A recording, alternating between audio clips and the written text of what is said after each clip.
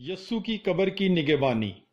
दूसरे रोज जो तैयारी के बाद का दिन है, सरदार कहनों और फरीसियों ने पिलातुस के पास जमा होकर कहा, अय खुदावंद, हमें याद है कि उस दगाबाज ने अपने जीते जी कहा था कि मैं 3 दिन के बाद जी उठूंगा। बस हुक्म दे कि तीसरे दिन तक कब्र की निगहबानी की जाए।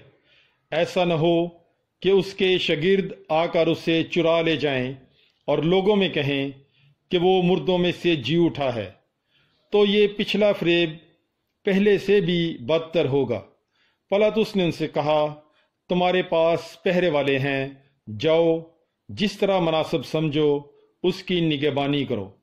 उन्होंने जाकर उस पत्थर पर मोहर कर दी और पहरा बैठाकर कब्र की निगहबानी की। आमीन। पाक कलाम के पढ़े और सुने जाने पर खुदावंद की बरकत हो। खुदा का शुक्र हो। Bible is life. God bless you.